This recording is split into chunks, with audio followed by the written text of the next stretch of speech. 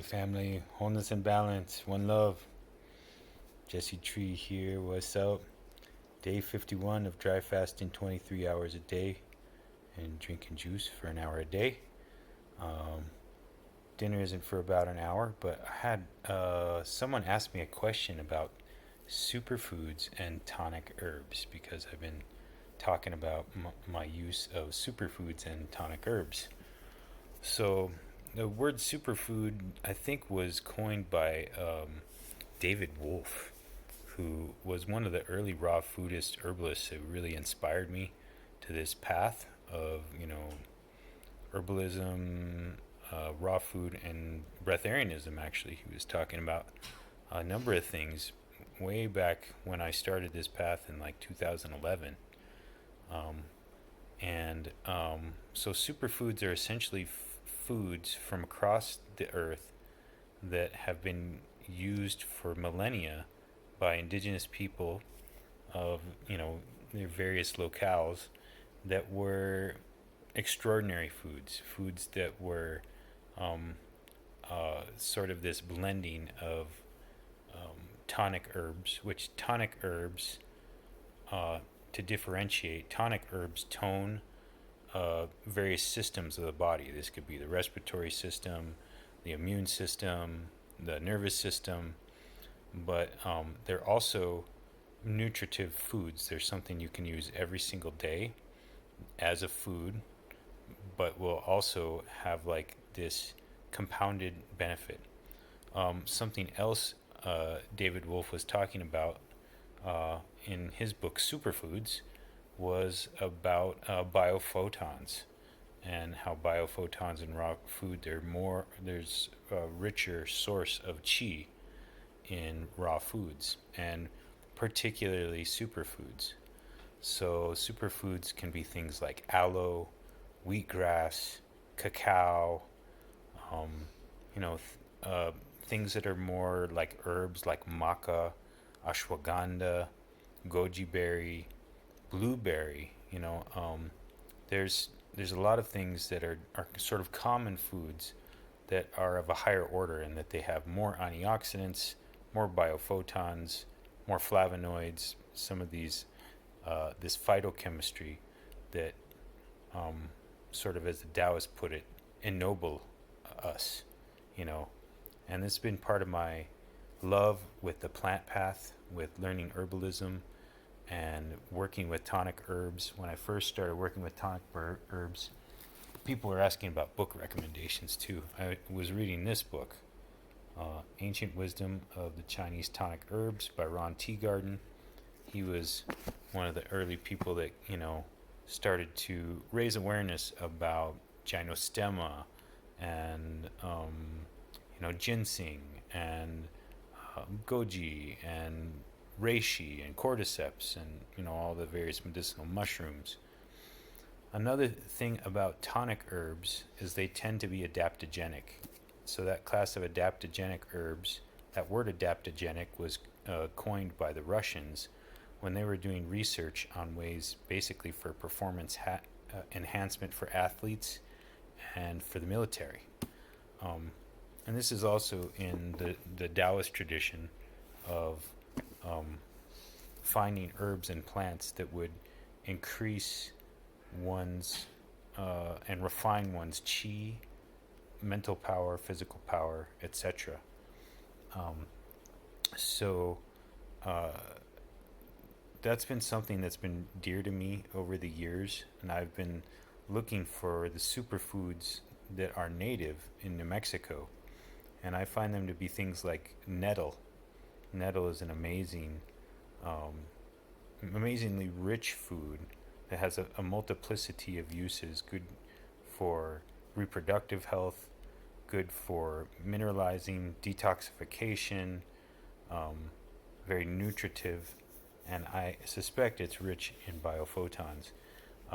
My favorite hero, Milarepa, you can tell how the shape of this book is in 10,000, 100,000 songs of Milarepa. I've read this about 6 times. It's a dense book, but this is he sung all of his Buddhist wisdom in rhyme, in poems and songs. And he lived off nettles for, they say, 3 years. He was, I believe he was a breatharian because he spent an entire winter in the Himalayas, like 4 months, snowed into a cave and barely touched his little bag of barley that he had brought with him up there. But before that, when he was, growing into his wisdom, he was meditating in a cave, and he lived off nettles. There was a patch of nettles outside, and he ate nettles every day for 3 years.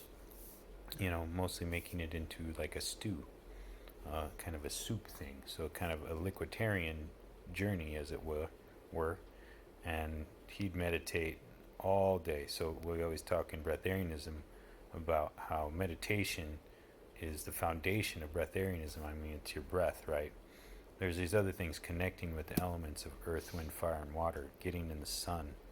My teacher Elitom is calling it solitarian, because we're always we get nourished more by the sun and by cosmic energy than anything. But meditation is the way to attune this instrument to the prana.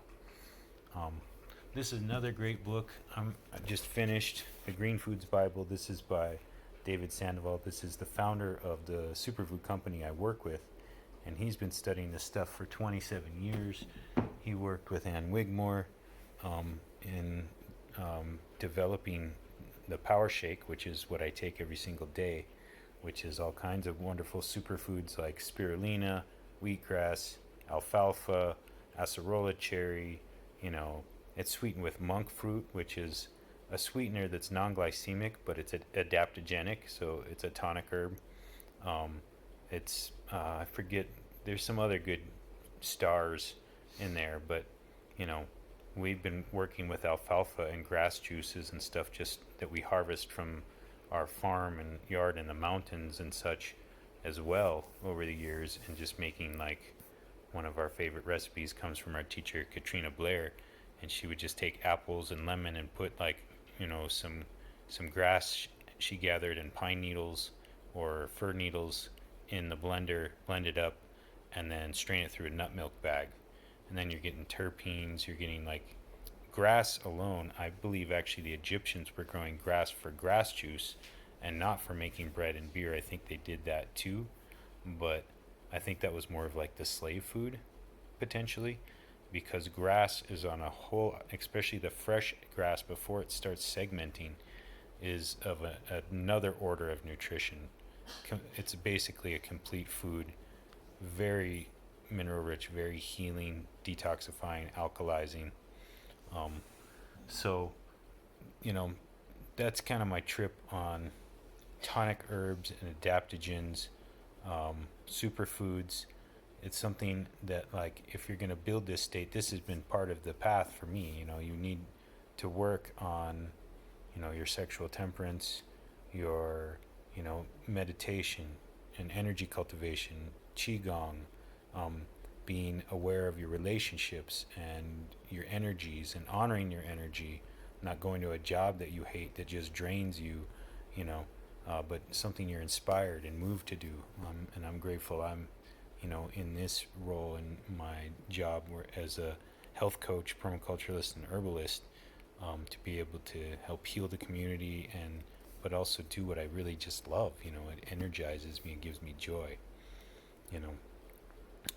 So in Chinese traditional medicine, they talk about the three treasures, which are Jing, Shun, and Qi. Your Jing is like your genetic fortitude, and it's likened to the candle, like the wax of the candle. The Qi is considered the flame, and the Shun is the light that comes off the flame. So, that thing of burning the candle at both ends, staying up too late, partying, not eating well, all that kind of stuff, like, going to a job you hate, stressing yourself out, that's depleting, being oversexed, all that's depleting your Jing, and that, connects with people going gray early and having shortened, stress-filled, disease-filled lives.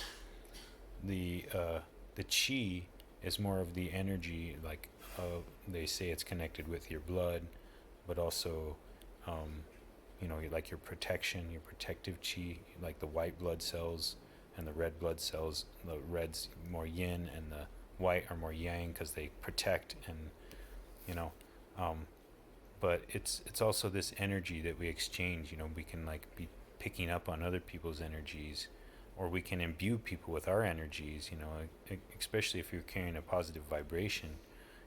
It's infectious. So that's kind of the trip on all that. I'll give you a little show and tell of what I'm having for dinner in just a moment. But hope you got something from this. If you're interested in superfoods or tonic herbs, I make some tinctures with tonic herbs like medicinal mushrooms and what have you. And I also work with these superfoods, this superfood company, Purium, that makes superfood juices that are truly organic and a cleanse that cleans glyphosate out of the body. So if you're interested, as well as parasites and heavy metals that will alkalize and move you more towards this pranic state, it's really just a state of health. That's what we're going for here. We want wholeness and health. So if that interests you, hit me up. All right, one love, people. We'll take a look at dinner now. One love, family. So here is my dinner. I keep calling it dinner, but it's actually breakfast for me. I'm doing something a little different because I realized as an herbalist, that I've been taking kind of too much at once. It's a little bit, in terms of diversity, a little bit too much for the system to process. And it only takes about 10 minutes to digest juice. But I'm going to simplify tonight, so I'm going to have a bit of coconut water. I'm going to do half gallon of watermelon juice. I'm going to do my power shake with goji berry tea, so with tulsi. This is goji tulsi tea. So with respect to tonic herbs, goji improves and balances the kidney yin and yang. It's also very nourishing, and just very nourishing and balancing in general. Also want to show off my donut peaches here from my tree. We're going to slice these up and freeze them. This is dinner plus a kombucha, and I hope you got something from this. Oh, of course, also my hydrogen water for that exclusion zone water. All right, one love, people. Have a blessed day.